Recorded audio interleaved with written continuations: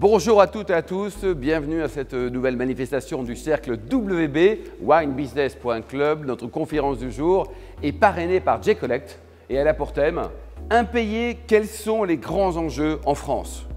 Pour en débattre, 4 experts mondialement connus, j'ai cité Rachel Ourlier, Godefroy Jordan, Serge Papin, Pierre Pelouzet.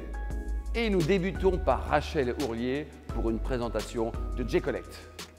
Alors J-Collect est né en 2017, a été fondé pour rendre le marché du recouvrement plus transparent, plus éthique et pour permettre aux PME et TPE d'accéder facilement au marché du recouvrement parce que c'était pas simple et ça l'est toujours pas, et surtout c'était la volonté d'ouvrir les pratiques de ce marché, que ce soit en termes de tarifs, que ce soit en termes de pratiques et que ce soit en termes de discours et de présentation des discours qui peut être fait à vos clients défaillants.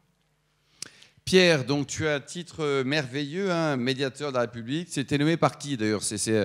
On postule, on est choisi, et ça fait 10 ans que tu as choisi. Par tirage au sort. Et ouais.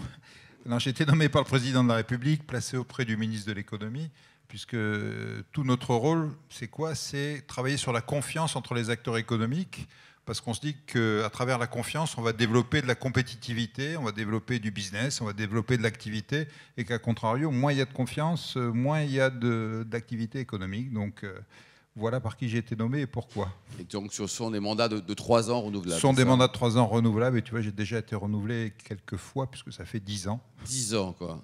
Alors, on parle un peu d'impayés, ta vision des choses, t'es très bien passé, hein, tu vois le côté créancier, débiteur. Effectivement, donc parmi nos outils, il y a évidemment de la médiation, hein, c'est-à-dire la médiation entre entreprises ou entre entreprises et acteurs publics sur tout ce qui est marché public. Donc on voit toutes les difficultés, tous les différends qui peuvent opposer une petite et une grande entreprise, parce que c'est souvent ça, ou une petite entreprise et un grand acteur public. Notre sujet numéro 1, c'est malheureusement les retards de paiement, ce qui nous amène à être évidemment très impliqués sur le sujet. Et c'est aussi, je pense, le sujet numéro 1 des entreprises. Pour une raison simple, c'est que ce qui fait vivre les entreprises, mais je sais que je suis face à un parterre d'entrepreneurs, c'est la trésorerie, et que le gros de la trésorerie, évidemment, c'est les paiements des clients. D'ailleurs, la masse monétaire représentée par le crédit interentreprise, c'est-à-dire ce que les entreprises se doivent les unes les autres en permanence, c'est 600 milliards d'euros. Je dis ça, alors ça paraît très gros, mais pour le qualifier, c'est à peu près 3 fois plus que le crédit bancaire, ce qui montre l'importance que ça peut avoir pour les entreprises. Donc, chaque jour de retard de paiement, évidemment, ça a un impact sur les entreprises. Et il y a un observatoire qui a été mis en place, d'ailleurs, pour qualifier en France. C'est vraiment une spécificité française d'avoir cet observatoire. Les retards de paiement sont aussi un jeu un peu français, même s'il y a d'autres pays qui ne sont pas mauvais. Mais on a un observatoire, et la nouvelle intéressante, au-delà de tous les chiffres que vous voyez là et qui donnent un petit peu l'ampleur du phénomène, c'est que cet observatoire a donné ses derniers chiffres hier soir. Donc j'ai la joie, le bonheur et l'avantage de vous livrer ça en première exclusivité aujourd'hui. Qu'est-ce que ça dit? Ça dit qu'après une année catastrophique qui a été 2020, où on a connu des retards de paiement extraordinaires, on commence à aller mieux. Alors si je refais un peu l'histoire, les délais de paiement sont fixés dans notre pays. Il y a des lois qui capent les retards de paiement, c'est-à-dire qu'on a le droit de payer, quand on est une entreprise, vous le savez, à 60 jours, date de facturation maximum, et quand on est une administration, à 30 jours, date de réception de facture. Par rapport à ça, on avait à l'époque entre 15 et 16 jours de retard en moyenne sur ces chiffres-là. Année après année, on s'était amélioré, on a eu beaucoup de travail, je reviendrai sur tout ce qu'on a pu faire, et en 2019, on était redescendu autour de 11 jours de retard. C'est pas merveilleux, mais c'est quand même mieux que 15-16 jours. Paf, arrive 2020, la crise que nous avons tous connue, et là, c'est remonté en flèche.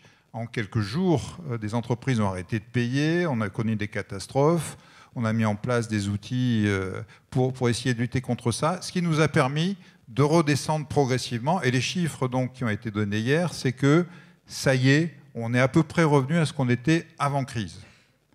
Alors, c'est bien parce qu'on est revenu, c'est pas bien parce qu'on est toujours entre 11 et 12 jours de retard. Et pour vous donner une idée, un jour de retard, c'est 1 milliard d'euros qui sont dans les caisses des mauvais payeurs qui, malheureusement, sont plutôt les grands groupes et les grandes administrations, plutôt que d'être dans les caisses des PME, TPE. Donc, 12 jours, vous avez tous calculé, parce que je sais que je suis avec une compagnie de personnes brillantes, 12 jours, 12 milliards. 12 milliards d'euros qui ne sont pas dans les bonnes poches. Et vous imaginez l'impact de 12 milliards d'euros, hein, c'est l'équivalent d'un plan de relance qu'on pourrait mettre sur la table si on faisait demain reverser ces 12 milliards sur l'économie. Donc voilà un petit peu l'ampleur du phénomène, voilà un petit peu où nous en sommes. Ça va mieux, mais on a encore un bout de chemin à faire.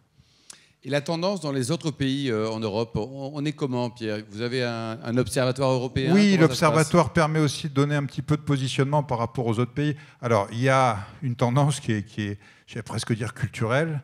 Les pays du Nord payent mieux, les pays du Sud payent moins bien. Et nous, on est entre les deux, en bon français que nous sommes. On est aujourd'hui un peu mieux que la moyenne européenne. J'allais dire, c'est pas glorieux. C'est pas non plus catastrophique, mais c'est pas glorieux. Et on s'est un petit peu amélioré. Pendant la crise, on avait fait pire que la moyenne européenne. Donc vous voyez, on est revenu depuis 2-3 ans en dessous de la moyenne européenne, mais on est bien loin des Allemands, des Hollandais, qui payent bien mieux que nous. Donc on a un gros travail à faire, et on a mis pas mal d'outils là-dessus pour essayer de faire bouger les choses.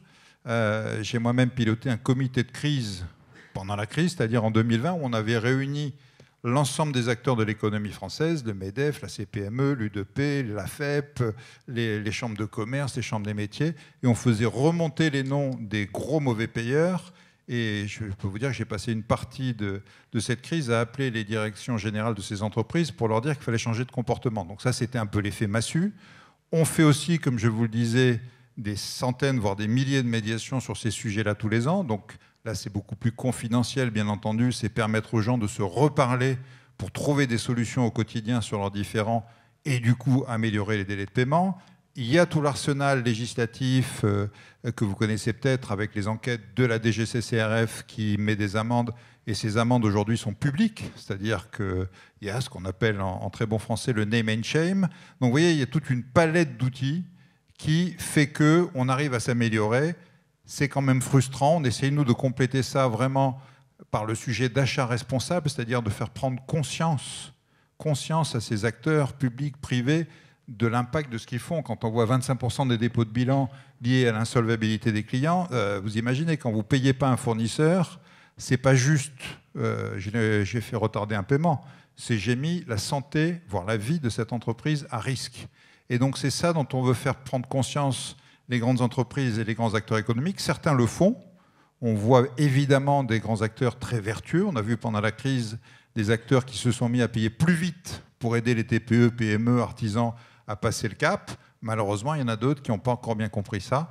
Et donc, tout ce qu'on fait dans ce qu'on appelle le parcours national des achats responsables, c'est les faire rentrer dans un système qui, sur les paiements, bien entendu, mais aussi sur tout ce qui est achat responsable, hein, sur l'environnement, sur le social et sur l'économique, les amène à des processus plus vertueux. Donc, voilà, beaucoup d'outils à disposition des entreprises. N'hésitez pas, d'ailleurs, tout ça est sur le site médiateurdesentreprises.fr si ça vous intéresse, que vous ayez besoin d'une médiation, que vous ayez envie de rentrer dans le parcours des achats responsables, tout est là et on est là pour aider, pour accompagner ce grand mouvement vers une amélioration et plus de confiance dans notre économie. Et puis ta résonance, elle est nationale, on va le rappeler, hein, donc il y a des équipes partout. Hein. J'ai des équipes partout, on a la chance d'avoir 90 médiatrices et médiateurs partout sur le territoire, des femmes et des hommes formidables.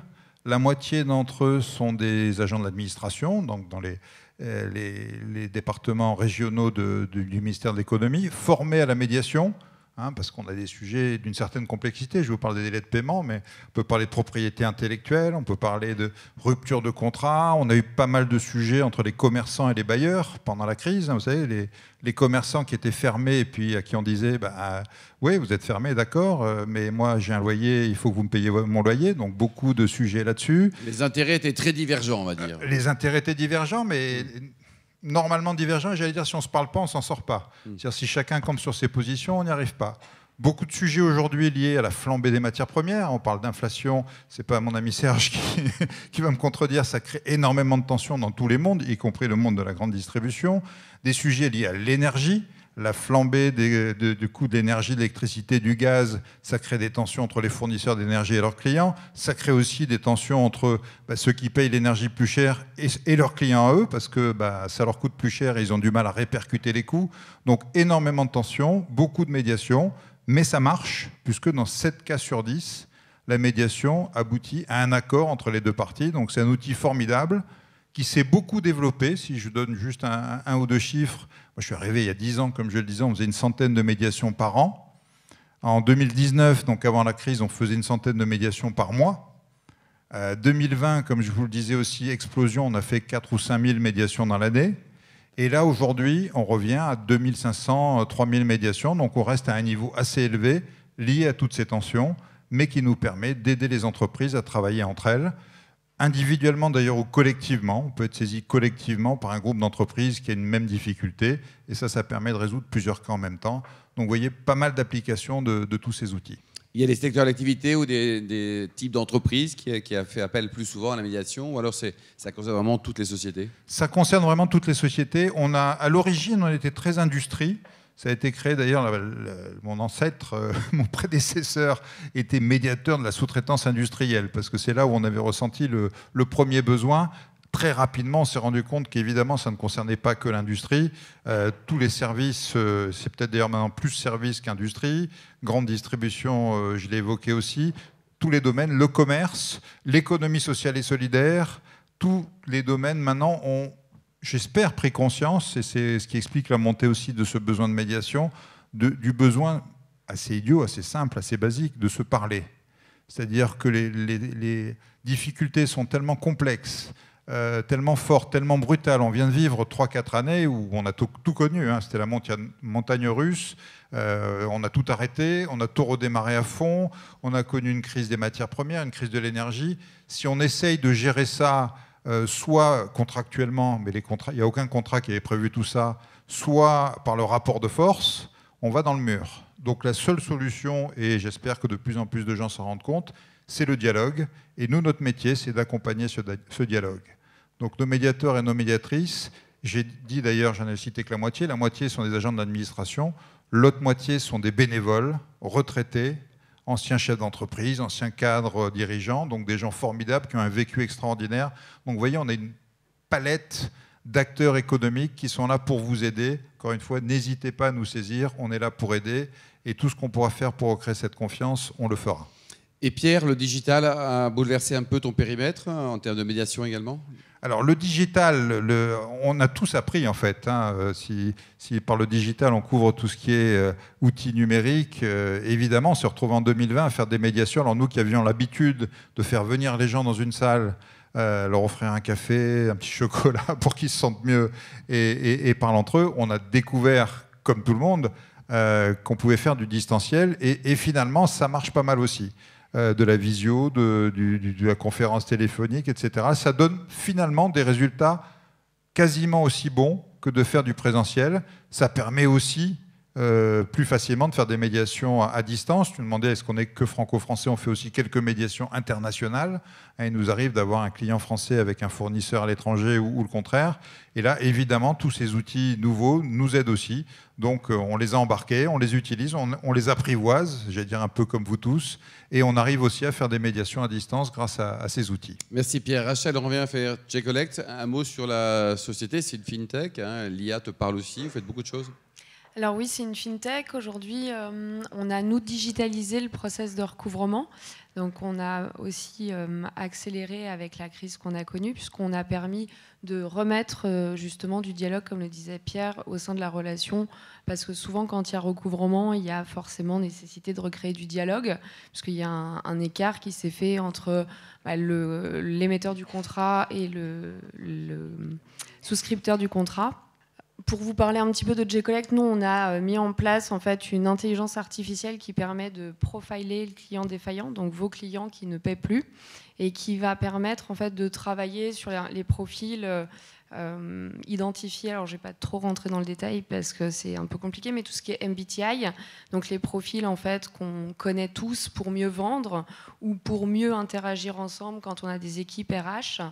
Et ces profils-là, nous, on les fait réagir par action contraire avec l'intelligence artificielle qui crée en fait une action et ce qui remet le dialogue au cœur de la médiation et ce qui nous permet en fait de renouer ce dialogue, de prendre contact et puis de commencer nos actions de recouvrement. Donc c'est la vraie différence sur J-Collect. Nous, on est rémunéré uniquement au succès et aujourd'hui, on a un taux de succès de 41% en 21 jours. L'actualité, tu reviens de Vivatech, tu as des choses à nous raconter aussi? Alors ouais, je reviens de Vivatech. C'est pour ça qu'on est un petit peu en retard et je m'en excuse, c'est de ma faute, puisqu'on a été pitché à Vivatech. On a lancé aujourd'hui une solution qui permet de mieux faire payer, diviser par 4 le risque d'impayé dès l'émission de la facture et de faire ce qu'on appelle du request to pay. C'est une solution qu'on a lancée en partenariat avec Mastercard et Digipost. Et on opère aujourd'hui en France, depuis aujourd'hui, BillPay, qui est le premier opérateur de paiement dans le monde pour le compte de Mastercard. Et c'est vrai que c'est un vrai succès puisque c'est nous qui avons été choisis pour le faire. Les clients de J-Collect, tu peux nous rappeler un peu, nous redire un peu qui sont les clients et ça s'adresse à tout le monde? Alors J-Collect s'adresse à tout le monde, comme je le disais tout à l'heure, c'était vraiment, on a vu tout à l'heure que 25% des faillites sont directement imputables aux impayés, ce qui est un chiffre énorme. Donc on a voulu J-Collect accessible pour tout le monde, que ce soit pour les PME, les TPE, les grands groupes. Ça veut dire qu'on peut utiliser la solution tout seul en déposant sa facture depuis notre plateforme. Et on travaille aussi pour le B2B, pour le B2C. Et quand on accompagne des grands groupes, là, il n'y a pas un usage seul. On va accompagner, créer du KPI, créer de la relation client, et puis les accompagner sur une relation plus longue. Mais ça veut dire aussi que quand on est une PME, TPE, qu'on ne sait pas à qui s'adresser, on peut venir s'adresser à J-Collect, même pour une facture impayée par an. Et ça, c'était vraiment la volonté de J-Collect pour rendre accessible et transparent le marché du recouvrement, comme je disais, parce qu'il y a quand même un marché qui est peu utilisé aujourd'hui. On sait aujourd'hui que 4,8 milliards ne sont jamais proposés au marché du recouvrement, faute de l'image, des pratiques et de la peur du qu'en dira-t-on. Ouh là là, si je fais du recouvrement, qu'est-ce qu'on va penser de l'image de mon entreprise? Comment ça va se passer? C'est pour ça que nous, on a complètement ouvert le process de recouvrement et qu'à chaque instant, tous les comptes clients qui ont un compte chez nous peuvent voir l'intégralité des messages qui sont envoyés à leurs clients défaillants et la manière dont on s'adresse à eux, que ce soit de manière 100% digitale, de manière humaine, avec du recouvrement vidéo, par WhatsApp, par SMS, par mail, par courrier ou par visite domiciliaire aujourd'hui. Parce que c'est pas que de l'IA. Absolument, qui te tient aussi à cœur, c'est la notion d'éthique, hein, c'est important parce que parfois ces métiers en ont manqué, on va le dire. Hein. Oui, bah ils en ont beaucoup manqué. C'est pour ça que 4,8 milliards ne sont jamais confiés au marché. Aujourd'hui, si on était en amont de phase, et grâce au travail de Pierre, on voit beaucoup plus de médiation, donc ça c'est hyper important. Les entreprises ont moins honte de venir sur les sujets de médiation, ont moins honte de dire qu'elles ont de l'impayé. Et ça, c'est aussi parce que tout le job qui est fait par les équipes de Pierre sur le terrain, donc ça c'est quand même ce qui rend plus éthique la démarche, puisque très souvent, on était dans la menace. Il n'y a encore pas très longtemps, sur ces marchés, il était récurrent de pouvoir appeler l'ancien employeur, les beaux-parents, les voisins, pour faire pression. C'est des pratiques qui étaient encore en vigueur il n'y a pas très longtemps. Donc c'est vrai que nous, on a cette volonté, on a 220 partenaires en France, on a cette volonté de ratifier une charte éthique. Et encore une fois, on est noté par les clients défaillants, donc par les clients qu'on recouvre. On est noté par nos clients et on est noté. En fait, c'est un marché biface. On est aussi noté par nos partenaires. C'est-à-dire qu'on rend cette démarche éthique, elle est accessible par cette notation et par la visibilité, encore une fois, de la possibilité d'avoir l'intégralité des échanges qui sont menés avec J-Collect. Merci Rachel. Godefroy, un mot sur ton entreprise? Tu chasses? Oui, nous, on a un client de J-Collect. On a un peu, ce soir, là, au titre de l'utilisateur, de la PME exposée à ces sujets de recouvrement. Donc Headhunting Factory, c'est un cabinet de chasse de tête d'un nouveau genre, puisqu'on a appliqué les méthodes de chasse de tête à la recherche de profils sur tous les postes. C'est-à-dire qu'il n'y a pas de limite de salaire. Donc c'est un spin-off d'un cabinet exécutif qui chassait des cadres dirigeants. On a industrialisé la méthode pour aider les entrepreneurs qui aujourd'hui ont des difficultés de recrutement sur les postes en tension. On a une bonne moitié de nos clients qui sont dans l'industrie. Donc quand vous cherchez 2 techniciens de maintenance sur une ligne arrêtée dans la vallée de la Maurienne, vous êtes bien embêtés. Personne ne répond aux annonces. Le pôle emploi n'a pas de profil. Et donc nous, on vient avec des méthodes qui sont des méthodes de chasse. Donc on va reconstituer les organigrammes d'entreprises similaires et on va adresser des personnes qui peuvent être à un moment de leur carrière où elles s'interrogent. un nouveau manager, un changement de localisation, une lassitude, une envie d'augmentation de salaire. On va leur vendre le poste et on va les présenter à ces clients entreprises. Voilà, aujourd'hui, on a 150 clients, tous secteurs confondus, France entière, et 3/4 de nos clients qui renouvellent. Et pour certains, le plus ancien d'entre eux, qui est Elior, qui est une entreprise que vous connaissez tous, ça fait 7 ans qu'on travaille sur leur poste en tension, puisqu'il y a des postes sur lesquels il n'y a aucun problème, il y en a d'autres qui sont plus compliqués, dans le commercial, dans les IT, dans la maintenance, dans l'industrie, donc dans l'ingénierie. Donc c'est surtout sur ça qu'on travaille. Et avec un modèle d'abonnement, donc nous on travaille qu'avec des clients qui ont de la récurrence, donc sur des contrats minimum de 6 mois, avec une mise à disposition d'une équipe dédiée qui a le temps de s'habituer et de comprendre vraiment les problématiques de l'entreprise. Et donc moi j'ai rencontré Rachel chez Epoca, qui est notre agence de communication commune, à un dîner d'entrepreneurs. Elle m'a raconté ce qu'elle faisait. C'était ma voisine de droite, comme aujourd'hui. Et j'ai tout de suite trouvé ça génial parce qu'on avait des petites problématiques, comme toutes les PME, de recouvrement, et également cette image un peu vétuste de se dire, alors nous encore plus, parce que dans les RH, il y a une dimension dans la relation très éthique, très bienveillante. Alors se dire tout d'un coup qu'on va avoir un chargé de recouvrement tel que Pierre l'a décrit, qui va aller appeler un client, ça va être compliqué. Et là, donc, on s'est dit ça va marcher parce que c'est centré sur l'humain et puis c'est des nouvelles méthodes beaucoup plus modernes. Et donc on a démarré après l'été dernier et aujourd'hui, alors nous on a quoi ? On a 5 à 10% de factures en souffrance. On avait un délai de paiement qui a suivi les montagnes russes, c'est-à-dire post-Covid, on était remonté à des retards de 25 jours. Là, on est revenu à 11 jours. Et les problématiques de recouvrement, c'est soit des grands comptes, comme on l'a dit, soit des oublis, soit des PME qui ont des difficultés mais qui ne veulent pas le dire. Et donc, on confie aujourd'hui, on va dire, 5 à 10% de notre encours à G-Collect. Et la bonne nouvelle, c'est qu'on a un taux de recouvrement bien meilleur que ce que Rachel a dit, puisqu'on a 80% de récupération des montants qu'on confie. Et ceux qui restent, les 20%, c'est généralement, on est vraiment là dans le contentieux pur. Comme on a des abonnements, on a un client qui arrête en cours de route et la facture est partie. Donc évidemment, elle est dure à recouvrer.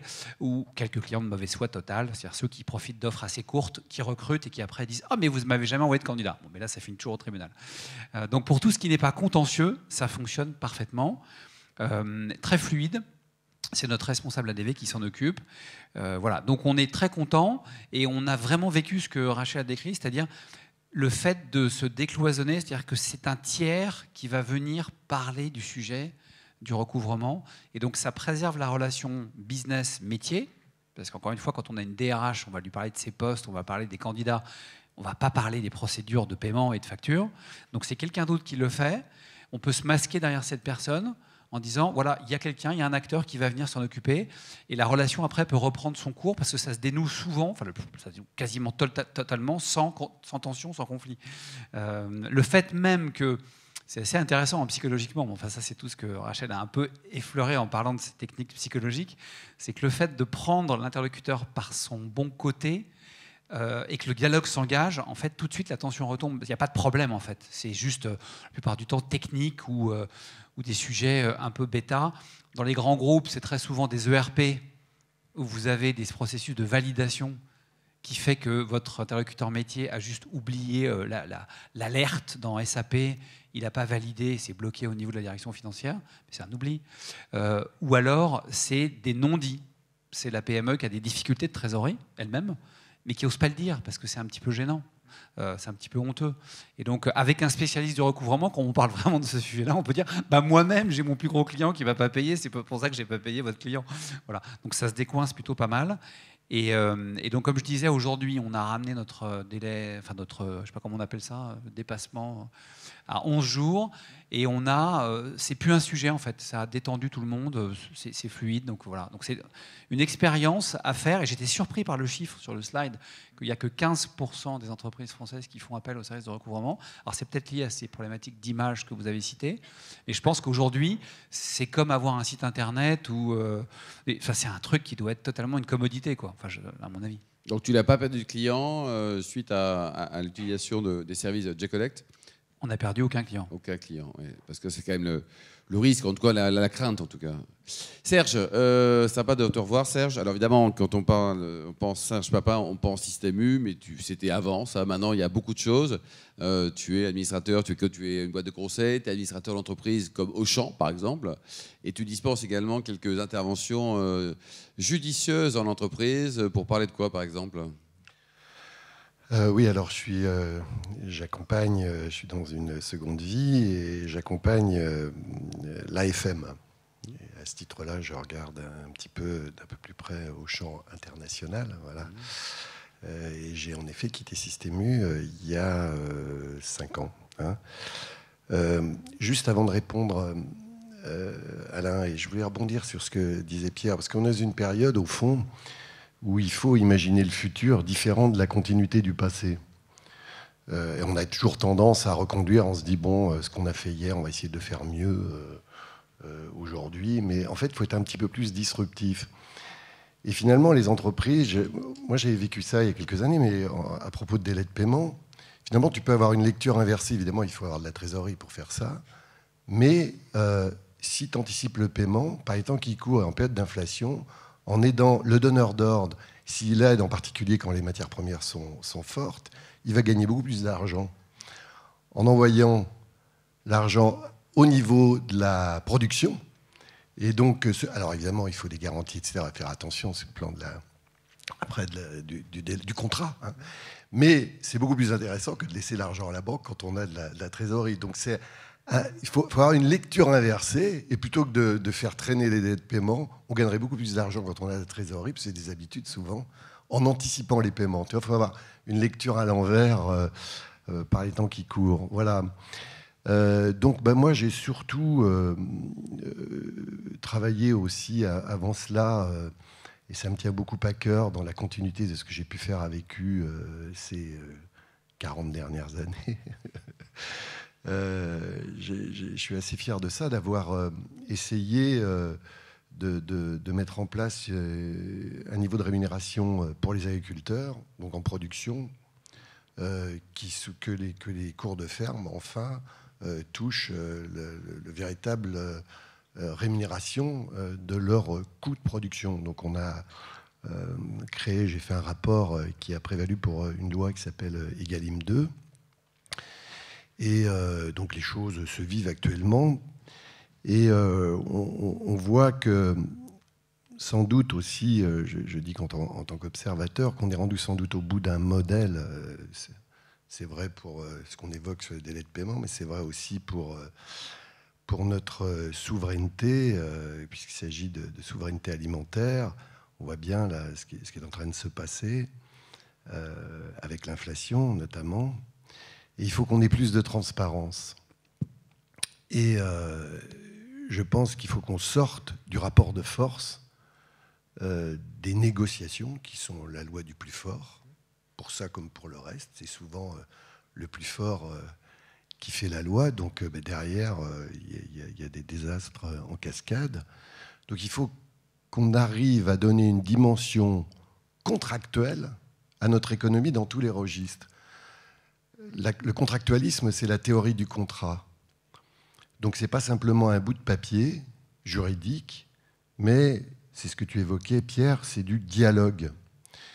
Et au fond, les négociations annuelles qui sont basées sur le rapport de force et qui font régner la loi du plus fort, avec une vision d'une rentabilité à court terme, puisqu'on peut avoir peur de se faire déréférencer, donc on cherche à tout de suite engranger le plus de résultats. En plus, on peut avoir aussi des difficultés pour investir.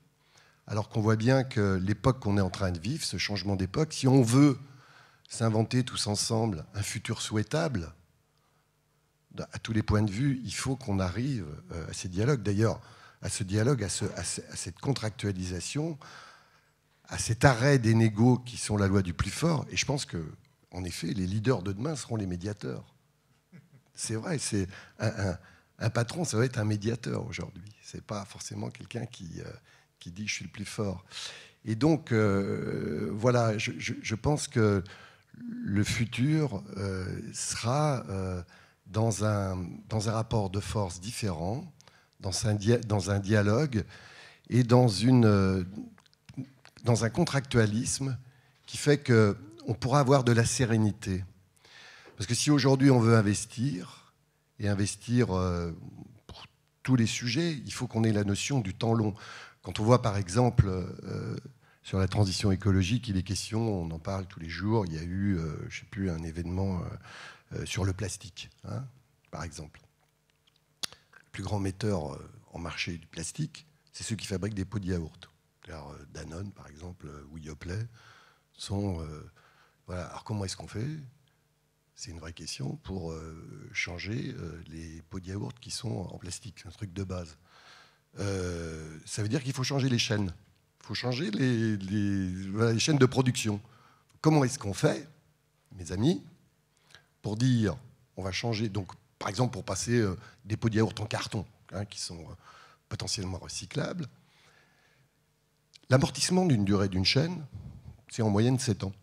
Donc comment est-ce que tu fais pour gérer la transition, que tout le monde appelle de ses voeux, où il faut si on respecte les enjeux de la COP 21, il faut qu'on divise par 5 nos émissions de carbone. Hein, ici en moyenne, enfin, vous êtes un peu au-dessus de la moyenne, vous devez consommer 12 tonnes carbone par an à peu près. Hein. Je vous vois là. Notamment 1. Il faut que vous arriviez à 2.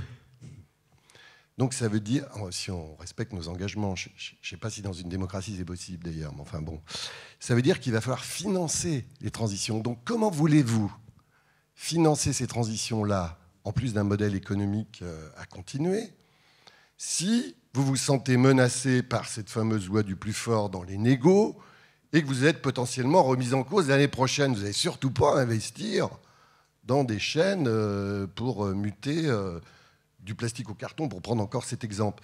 Donc voilà, donc en fait, le sujet, c'est comment on s'invente un futur, c'est parce qu'on rentre dans une époque nouvelle, et au fond, nous, chefs d'entreprise, commerçants, etc., on n'est que le reflet de l'époque. Et on voit bien que l'époque qui s'annonce, hein, en dehors des problèmes géopolitiques que l'on vit, mais elle est fatalement disruptive par rapport, et elle n'est plus dans la continuité. Donc, c'est intéressant d'aller chercher cette intelligence collective, hein, qu'on a souvent dans nos entreprises, hein, et arrêter qu'il y ait des sachants toujours qui ont l'impression de détenir la vérité. Je dis ça, c'est surtout les énarques, hein, mais voilà, et pour essayer de faire remonter, être dans l'écoute, et à ce moment-là, quand on est dans cette capacité à écouter, ben on voit qu'il y a des sujets qui ont trait au bien commun, qui ont trait à l'intérêt général et qui sont aussi importants que les sujets qui ont trait à l'économique. Et on voit bien que c'est ce monde-là qu'on est en train de commencer à vivre. Il est intéressant, mais ça veut dire qu'il pourra s'épanouir que s'il est basé sur une autre forme de dialogue.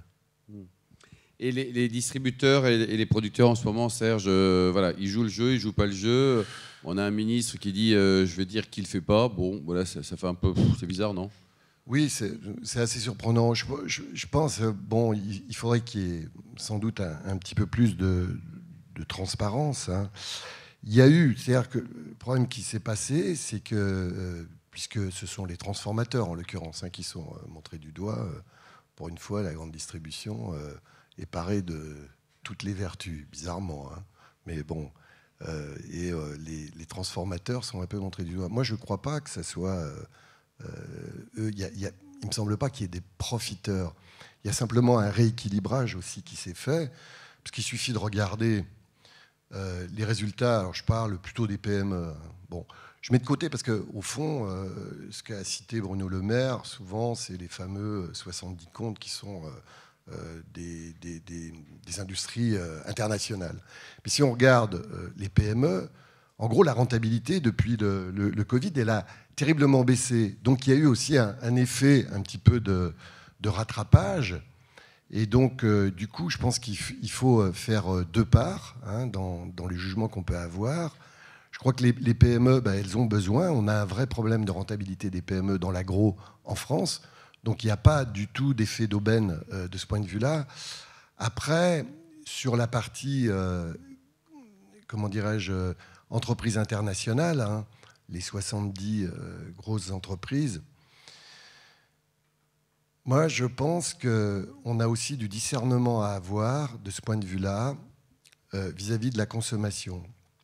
Parce que ce qui se passe actuellement, si vous voulez, c'est que les produits transformés, issus du marketing, issus de la communication, et qui sont mis en marché par ces grands groupes, sont ceux sur lesquels la grande distribution prend peu de marge, voire pas de marge. Hein, le Nutella, le Coca-Cola, etc., pas de marge.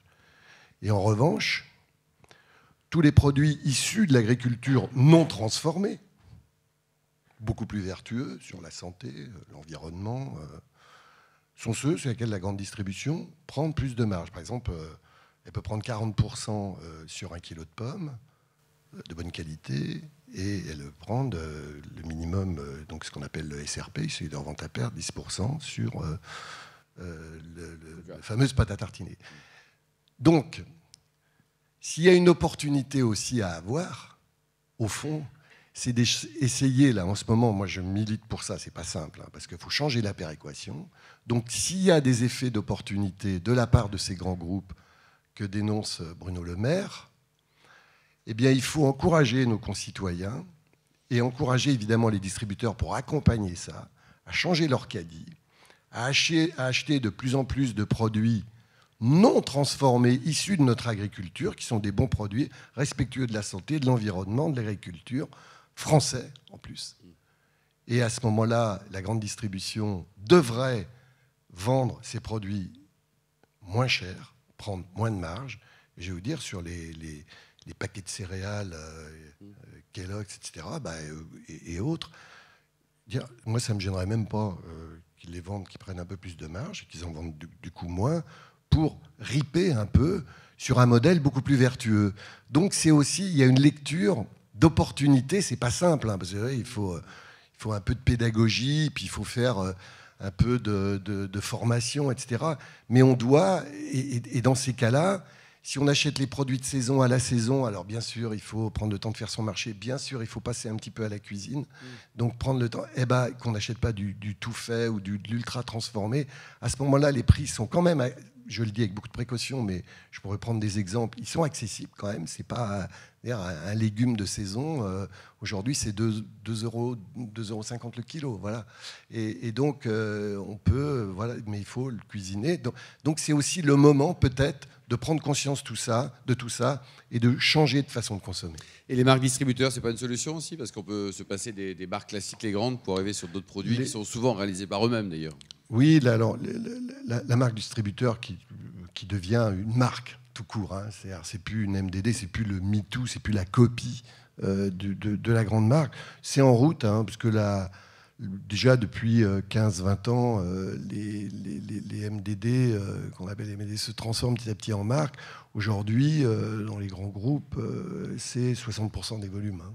Paiement, Serge, les dépaiements, on en parle, c'est quand même le sujet de la conférence. Oui. Est-ce que la distribution paye bien, respecte les engagements? Parce qu'on va y de temps en temps avec des délais un peu énormes. Ça n'a pas toujours été vrai, mais de ce point de vue-là, plutôt, bon, il y a des lois qui sont passées, notamment, je pense aux produits frais, hein, c'est 20 jours, hein, je crois. Hein. Donc c'est assez bien respecté. Et puis bon, de ce point de vue-là, il y a d'autres sujets de conflit entre les distributeurs et leurs fournisseurs, mais du point de vue des délais de paiement, ça se passe plutôt bien. Je ne le dirais peut-être pas de la même manière en non alimentaire, hein, c'est des produits qui viennent d'un peu plus loin, et puis peut-être pas de tous les groupes, hein. Il y en a qui peuvent se faire tirer l'oreille parce qu'ils ne vont pas bien, voilà. Mais dans l'ensemble, c'est un sujet qui plutôt... il y a eu des engagements de prix de ce point de vue-là pour faire en sorte que les choses se passent bien en matière de délai de paiement. Pierre, tu confirmes la relation? Je ne sais pas si tu as quelques médiations qui concernent la distribution. Je confirme que les relations sont tendues, difficiles, entre la grande distribution et leurs fournisseurs, avec effectivement des effets, je vais presque dire, amusants sur les 6 derniers mois, puisque le rapport de force est inversé à un moment donné. c'est assez étonnant, hein, mais c'est comme ça. On a fait des médiations il y a 6 mois parce que les matières premières flambaient et que les distributeurs refusaient les hausses. On fait des médiations maintenant parce que les matières premières sont en train de descendre et les industriels refusent les baisses. Donc, comme quoi, la vérité d'hier n'est pas forcément celle d'aujourd'hui. Donc, nos médiations sont beaucoup là-dessus, sur les tensions contractuelles, sur les négociations et ensuite la mise en œuvre du contrat, beaucoup plus pour le coup, effectivement, que sur les retards de paiement, à l'exception de groupes qui peuvent être en difficulté. Et pour le coup, il y a un vrai sujet de trésorerie. La structure de la distribution n'est pas une structure qui demande à décaler les paiements assez naturellement comme d'autres structures de chaînes de production. Donc oui, voilà ce que je peux en dire. Serge, juste pour terminer, les enjeux de l'agriculture, on en parlait tout à l'heure, j'allais dire hors antenne, à 5 ans, à 10 ans, à 15 ans, est-ce qu'on a des présidents qui vont devoir s'intéresser à cette notion de souveraineté, y compris en matière alimentaire ? Oui, c'est sûr. Bon, d'abord, on a un problème de production par rapport à nos émissions carbone. C'est sûr que l'agriculture a besoin, je dis ça sans jugement de valeur, hein, mais a besoin d'utiliser moins de pesticides dans sa production. Hein. Ça, c'est clair que de ce point de vue-là, il faut qu'on aille vers l'agriculture régénératrice, vers l'agroforesterie, voilà, vers une utilisation avec plus de discernement voilà, des pesticides. Bon, ça, c'est un point. Je pense qu'il faut qu'on revienne à une production de tout partout. C'est-à-dire, c'est assez surprenant, mais il faut déspécialiser l'agriculture, puisqu'on a à un moment fait des carottes dans les Landes, fait du cochon en Bretagne, etc. Donc ça crée... et puis on s'est dit, on va acheter le tourteau de soja au Brésil. Et donc, ce qui veut dire que si les Brésiliens arrêtent de nous livrer du tourteau de soja, le cochon breton meurt de faim. Donc, voilà. Donc il faudrait qu'on soit capable aussi de produire la nourriture et d'avoir de l'élevage partout, de la diversité partout, du maraîchage partout. Ce qui veut dire qu'il faut replanter, par exemple, ce qui est très à la mode, les légumineuses, qui sont des protéines végétales, aujourd'hui, qui sont intéressantes au niveau de la consommation, il n'y en a pas, pratiquement pas en France. Hein. Si vous prenez, par exemple, des haricots qui sont dans le cassoulet de Castelnaudary, c'est de l'assemblage. Hein. Il n'y a plus de production de haricots, de coco de papote. Et les anchois de Collioure, on va en parler des anchois de Collioure qui viennent du Brésil. Hein, oui, par exemple. Donc ça veut dire qu'au nom de la souveraineté, il faudra remettre en cause la mondialisation de la production agricole, hein, ce qui n'est pas rien. Il faudra aussi sans doute peut-être éviter de consommer du tout le temps. La souveraineté alimentaire est un enjeu stratégique. On voit bien que l'État a remis la main sur l'énergie, parce qu'il considère que c'est stratégique, en reprenant EDF. Hein. On voit que l'eau va être un enjeu de souveraineté et que l'État va être obligé de mettre là aussi la main via peut-être les médicaments, collectivités territoriales, les médicaments. Et il y aura, pendant le Covid, on s'est aperçu que les pâtes étaient stratégiques. Et mes amis, la semoule de blé dur qui fait les pâtes, hein, c'est pas le blé, non, c'est la semoule de blé dur. Hein. Et la semoule de blé dur, il n'y en a pas en France. Pratiquement pas. Il faut la faire venir, par exemple, d'Italie. Et bon, si ça va, achetez... sont les cousins, les Italiens. Oui, non, mais sauf que si vous achetez de la semoule de blé dur en Italie, vous ne savez pas ce qu'il y a derrière. Et derrière la semoule de blé dur italienne, il n'y a pas que des gens recommandables. Oui, Berlusconi encore, non, non. Alors, ça veut dire, par exemple, non mais la moutarde, c'est quand même dingue. La moutarde, on est les créateurs de la moutarde à Dijon. Alors, parce qu'il y a eu la sécheresse au Canada, nous n'avons plus de moutarde en France. C'est quand même dingue. Vous avez vu, il y avait des rayons entiers vides. Donc, c'est quand même pas compliqué de reproduire de la moutarde, de reproduire des tourteaux de colza, si c'est pas du soja, pour nourrir le cochon breton et alsacien. Et donc, c'est un vrai sujet. Et il faudra probablement qu'à ce titre-là, on amène de la régulation. Parce qu'il y a aussi un point, c'est qu'on dépend de la spéculation. Les cours du blé se font à Chicago. Or, on sait pertinemment en France en 2024 combien il nous faut de production en élevage, en céréales, etc. Donc, il devrait y avoir une relation entre des coûts de production en France et un prix de marché en France. Or, aujourd'hui, beaucoup de matières premières dépendent de la spéculation. Donc, il faudra bien qu'on revisite un capitalisme alimentaire qui va contre l'intérêt général. Donc ça, c'est un sujet quand même. Donc je pense qu'un des prochains présidents de la République il va s'en occuper, quand même. Devra s'en occuper. Vaste sujet. Hein. Et donc, quand tu interviens en entreprise, tu interviens également sur ces sujets-là. Serge, tu peux aussi apporter des réflexions comme celles que tu viens de faire? Oui, moi j'essaie d'encourager les dirigeants que j'accompagne sur... Enfin, j'aime bien rassembler ça dans 3 phrases. D'abord, c'est la raison d'être, hein, la raison d'être de l'entreprise. Donc il faut... voilà, c'est sa mission. Donc c'est intéressant d'ailleurs de la partager avec les collaborateurs. La raison d'être fait souvent la raison d'y être ou la raison d'en être des collaborateurs. Et on voit bien que les jeunes générations, si elles ne trouvent pas le sens dans l'entreprise, elles ne resteront pas. D'ailleurs, elles ne viendront peut-être pas.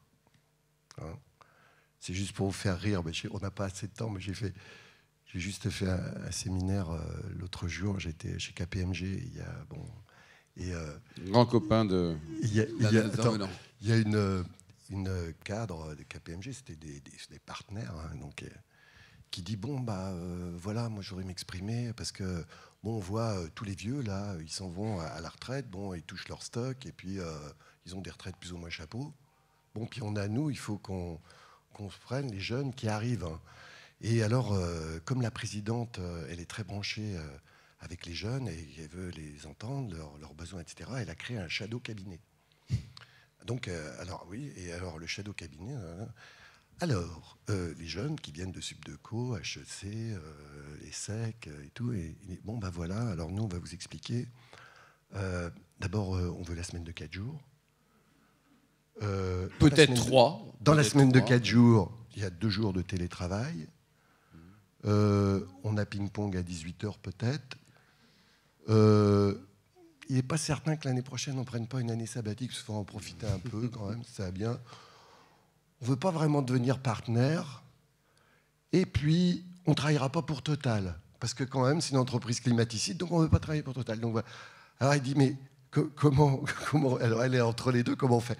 Donc voilà, c'est la raison d'y être. Donc il faut trouver... alors, je caricature un peu, je force le trait, hein, vous comprenez. Mais il faudra quand même trouver le sens. Et ça, mes amis, ça fera la raison d'y venir. Parce que des clients d'entreprises qui sont sur le bien commun, qui ressentent le bien commun, et on voit bien que les leaderships de demain se construisent autant dans la capacité à être sur le bien commun qu'à être bon sur le projet économique. Ça, c'est un vrai sujet intéressant. Et donc, et souvent, la relation avec le bien commun, il faut aller la chercher dans l'intelligence collective des collaborateurs, mais il faut aussi poser les valises et avoir cette capacité. C'est qu'est-ce qui fait la valeur ajoutée de l'entreprise? C'est souvent l'informel. Donc c'est quelle capacité ont les entreprises à structurer l'informel? Ce qui est un oxymore, mais il faut se poser et dire au fond, comment est-ce qu'on peut réfléchir ensemble à nous aussi, notre prise notre préemption sur le bien commun, sur l'intérêt général, autant que sur le projet économique. Et c'est cette mayonnaise-là qui va être intéressante à faire prendre.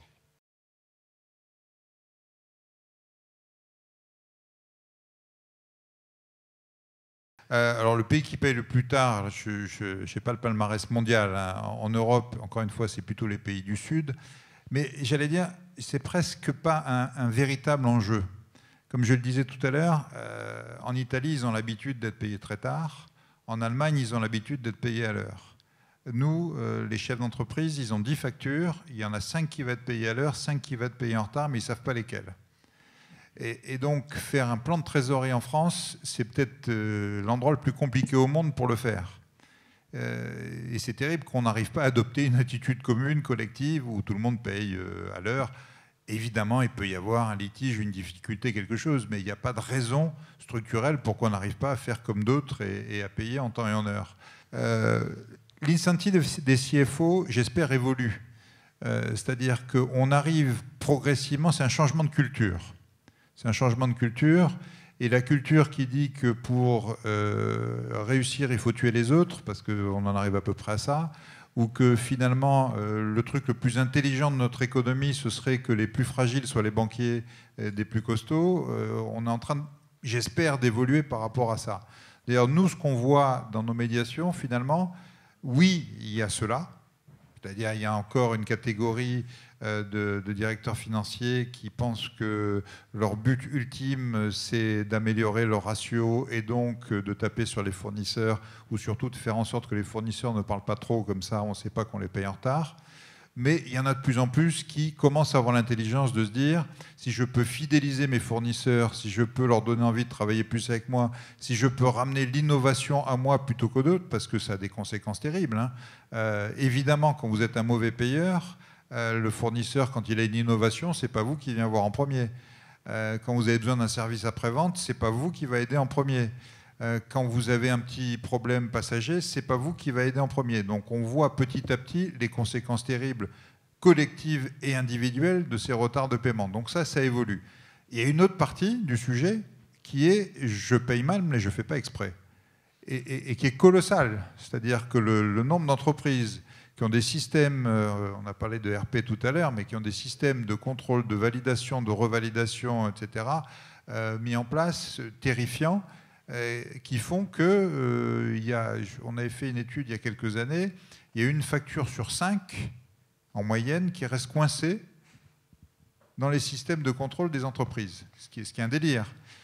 Quand moi je vais voir les patrons des grandes entreprises, je leur disais, si votre outil de production, il y avait une pièce sur 5 qui allait au rebut, oui, qu'est-ce qui se passerait?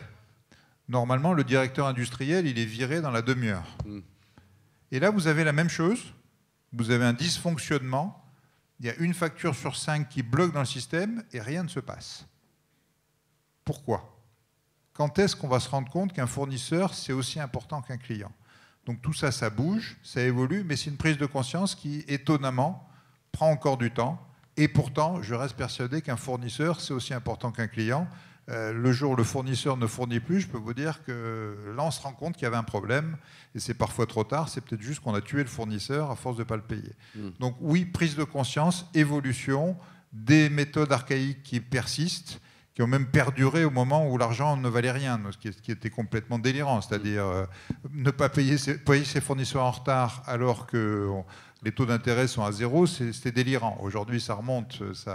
Mais voilà, on a des mécanismes qui sont engrangés dans notre culture et qu'il faut qu'on arrive à faire évoluer, d'où, comme je le disais, tout ce mouvement qu'on essaie d'avoir sur les achats responsables, sur embarquer les gens, les fournisseurs, les clients, les grands en particulier, vers des comportements plus vertueux. Godefroy, tes problèmes de recouvrement, c'était volontaire ou involontaire selon toi, sans citer les clients, bien sûr? Non, mais je pense qu'on a évoqué vraiment là, les grands cas de figure. Le grand compte, c'est généralement une problématique de process et de... Ça reste bloqué. Ça reste bloqué, ou c'est souvent le début, c'est la mise en route. C'est se faire référencer, découvrir qu'il y a une plateforme qui a été créée à Arras, qui a été externalisée à une boîte privée qui gère machin. Bon. Donc il faut part en Inde, qui finit en part Pologne, en Inde, qui machin. en France, Donc en fait, généralement, soit c'est bloqué, soit ça se met pas en route. Bon. Et puis la PME, le client PME, c'est nous on a encore. Je demandais avant de venir à la réunion à ma responsable d'administration des ventes, combien on a de clients qui payent par chèque? Parce que un truc qui est fou, c'est que on a parlé de digitalisation, mais on a tous un certain âge ici, on a connu l'époque où les factures, elles étaient toutes en papier. Oui. Il y avait des classeurs, etc. À la limite, j'ai presque envie de dire, on avait une excuse. Mais à l'heure où les logiciels de gestion envoient la facture par mail instantanément, où elle rentre dans les ERP, c'est juste de la validation. Et donc, elle me dit, on a 10% de clients qui payent par chèque. 10%, c'est pas mal. Bon, c'est pas mal. Hein. Et je lui dis, est-ce que c'est les plus mauvais payeurs? Elle me dit non, c'est pas les plus mauvais payeurs. Ah oui. Parce que c'est réglé, c'est organisé, etc. Donc ça n'a rien à voir avec le mode de paiement. C'est très souvent lié à la culture d'entreprise. Et ça revient à la question, en fait. C'est de dire, qu'est-ce qu'on a décidé? En fait, soit on n'a rien décidé, et alors là, on est dans la loterie, soit on a décidé quelque chose, allez, tirez un peu, ou soyez réglo, ou nos fournisseurs sont nos copains. Mais ça revient à la culture d'entreprise, en fait. 10% en chèque et quel pourcentage Alors, c'est 10% en liquide, chèque, liquide 10% en cash, prélèvement, combien 10% prélèvement et 80% le virement. Ouais, donc pas de cash. Voilà. Et on va triste, expérimenter, bientôt, on va expérimenter dans quelques semaines, Bill Pay. Donc l'idée de dire, voilà, je reçois la facture, il y a un lien dedans, je clique, je vais sur une plateforme opérée avec la Poste et je paye avec ma carte de crédit. Sur des petites prestations de services, ça pourrait marcher. Ceci étant, la dématérialisation de la facture qui devient obligatoire va aider. Hein, c'est obligatoire dans le public depuis quelques années maintenant. On a vu que ça avait quand même contribué à améliorer les délais de paiement public. Ça va l'être à partir du 1er janvier progressivement pour les grandes, les moyennes, les petites, pour le monde du privé. Ça va aider. C'est-à-dire ça élimine déjà la facture qui part à la mauvaise adresse, avec le mauvais intitulé, etc., etc. On sait tout de suite si la facture est rentrée dans le système ou pas, donc on va gagner quelques jours.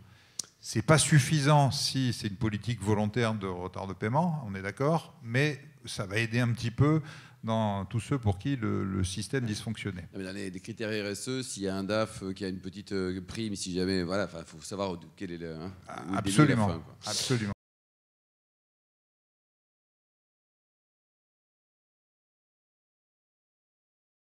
Alors on fait ça, oui. On publie un baromètre en fait des secteurs qui sont les plus fortement touchés par les impayés. Après, on ne fait pas de name and shame. On a décidé de ne pas le faire parce qu'on considère qu'avoir un problème de trésor, alors moi je parle beaucoup pour les PME, TPE et grands groupes, avoir un problème de trésor ponctuel et ne pas payer ne nécessite pas forcément de se retrouver sur le name and shame et d'être affiché comme mauvais payeur si c'est ponctuel. Par contre, ce qu'on fait, c'est qu'on a un indicateur, on a une forme de compteur sur la plateforme qui permet de dire et d'être un peu proactif et prédictif sur votre créance, elle est sur ce secteur de marché-là, donc ça va peut-être être 3 mois, ça va peut-être être 2 mois, en fonction de l'âge de la créance. Et surtout pour lutter contre ça, il ne faut pas attendre en fait. À partir du moment où le délai contractuel est dépassé, on parlait de contrat tout à l'heure, Serge parlait de contrat, à partir du moment où vous allez dépasser le délai de paiement, qu'il y a une ou deux relances, il faut externaliser, il faut passer sur un service de recouvrement.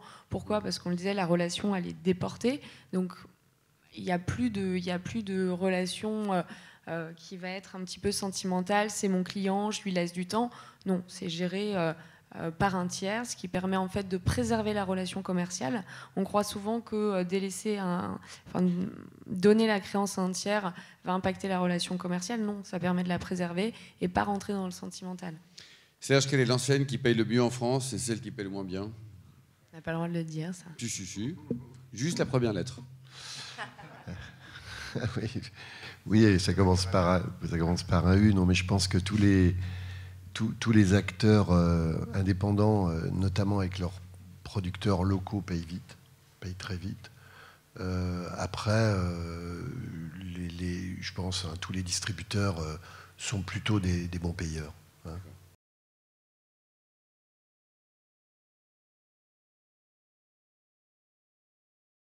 Pas facile, mais c'est notre quotidien. C'est-à-dire que nous, en médiation, on n'a que des gens de mauvaise foi. Ils sont tous de mauvaise foi. Ouais, c'est-à-dire l'autre. T'as inventé une machine pour le degré de mauvaise foi quand tu rentres te voir. L'autre est toujours de mauvaise foi. Ah oui. Tu mets les deux personnes qui viennent dans la salle, les deux t'affirment que l'autre est de mauvaise foi. Donc ça, c'est le point de départ. Après, ça veut tout dire et rien dire être de mauvaise foi. C'est-à-dire, c'est des gens qui défendent leurs intérêts plus ou moins bien, plus ou moins honnêtement, plus ou moins en ayant tous les éléments. Et nous, tout le but de la médiation, c'est de dépasser ça. C'est d'arriver à se dire, OK, dites ce que vous avez à vous dire, sortez tout ce que... Le début d'une médiation, ça peut être un peu violent. Hein. Ça peut être, ils se tapent dessus de temps en temps ou pas ? Alors, on n'arrive pas jusque-là, mais ça peut monter dans les tours quand même. Oui. Et j'allais presque dire, il faut que ça monte dans les tours. Il faut que ça sorte. Il faut que ça sorte. Si on veut arriver à recréer un peu de confiance, un peu d'écoute, un peu de comportement intelligent, il faut que ça sorte. Donc au début, ça sort, il est de mauvaise foi, c'est un voleur, c'est un bandit, il veut nous tuer, il veut nous assassiner, etc., etc. Voilà. Et une fois que c'est sorti, petit à petit, on en arrive à dire, bon, bah, écoutez, Écrivez un petit peu vos problèmes. Vous, c'est quoi? Vous, qu'est-ce que vous en pensez? C'est assez amusant quand on fait cet exercice-là. On se rend compte que, en gros, sur 80% des points, ils sont d'accord. Ah, c'est pas mal déjà. Mais de manière générale sur toutes les médiations. Et puis il y a les 20% qui coincent, où là, mais on a identifié le problème. Et là, on continue à les faire travailler, et puis il y en a un qui dit, ouais, en fait, on pourrait peut-être faire comme ça. Ah. Et là, c'est gagné. Et là, tu commences à rentrer dans la solution, tu commences à rentrer vraiment dans l'écoute, dans le travail. Donc ce processus de médiation, ça a été théorisé, etc., mais c'est souvent comme ça. Tu pars de gens qui considèrent que l'autre est de mauvaise foi et que lui, il a complètement raison. Il n'y a pas d'avocat dans l'histoire qui touche aux honoraires, qui fait monter un peu la mayonnaise, tout ça. Alors, les avocats ont beaucoup... Je ne sais pas s'il y a des avocats dans la salle. C'est une drôle de race quand même. Il y a beaucoup d'avocats. Il y a des Allez-y, n'ayez pas peur. Ah, il y a un avocat. Bonsoir aux avocats. Ouais, c'est le seul honnête. Les avocats, pendant longtemps, nous ont détestés. Quand je suis arrivé il y a 10 ans... C'était réciproque ou pas? Non, moi, je n'ai rien contre les avocats. Je n'avais rien contre personne, d'ailleurs. Nous, on est là pour que tout le monde travaille ensemble. À l'époque, pour les avocats, on était le diable. C'est-à-dire, on amenait quelque chose qui était gratuit, qui était confidentiel, qui allait vite, qui marchait, qui trouvait des solutions. Bref, le cauchemar de l'avocat de l'époque. Les avocats ont énormément évolué. Et aujourd'hui, l'idée de médiation a beaucoup évolué. Il y a des avocats qui sont devenus médiateurs, et c'est très bien. Et il y a des avocats qui se sont même formés à accompagner leurs clients en médiation. C'est-à-dire que ce n'est pas du tout la même chose. L'avocat, il ne vient pas plaider. L'avocat, il conseille son client en amont. Il lui conseille d'ailleurs souvent de venir en médiation. Pendant la médiation, c'est le client qui parle. Parce que ça doit et lui est à côté, il facture ses honoraires aussi quand même. Ils peuvent faire ouais. des apartés, évidemment, quand nécessaire. Et l'avocat, il revient dans le jeu à la fin quand il faut mettre sur papier, contractualiser l'accord que les parties ont défini ensemble. Donc on revient à de l'humain, mais accompagné et juridiquement fiable, puisqu'ensuite l'avocat peut aider à conclure ça. Serge, donc un vrai rôle de l'avocat, mais oui, la mauvaise foi, on la voit Serge, beaucoup. avant la synthèse et la conclusion de Rachel. Oui, juste sur les conditions générales de vente. Il me semble, je ne suis pas sûr, parce que en tant que comment dirais-je, négociateur, c'est la LME, c'est la loi de modernisation de l'économie qui a disqualifié la prééminence des conditions générales de vente. Donc je comprends que les chargeurs ne veuillent pas forcément riper sur cette nouvelle donne.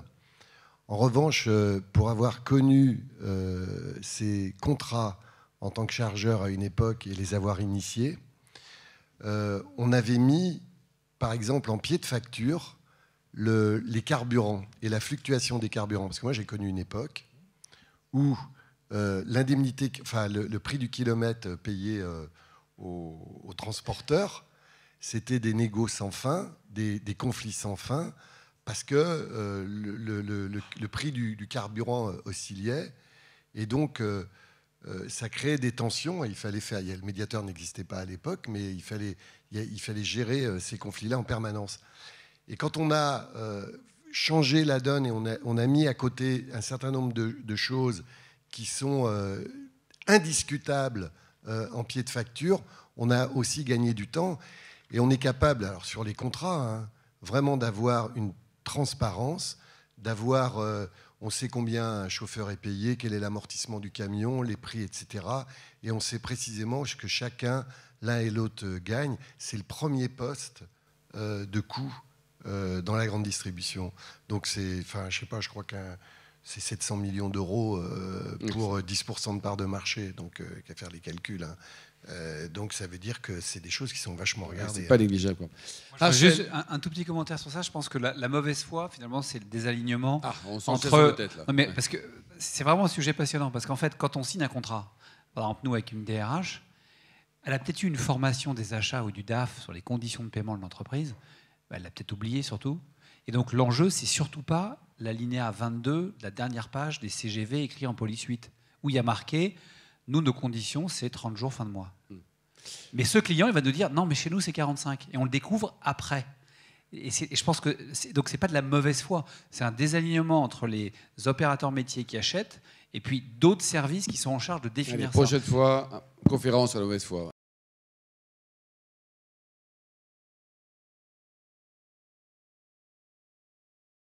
Ce qu'il faut retenir, c'est souvent de ne pas dépasser les 100 jours pour éviter et pour rester dans la relance et le recouvrement amiable. Parce que c'est vrai que quand on passe sur les 100 jours, on va opérer une autre partie qui est le recouvrement judiciaire, qui sont des temps encore plus longs. Et surtout de confier les impayés, parce que quand on voit que 25% des faillites sont directement causées par des impayés, il ne faut pas rester tout seul avec ces impayés, il ne faut pas hésiter à les confier et il ne faut pas avoir honte d'avoir des impayés.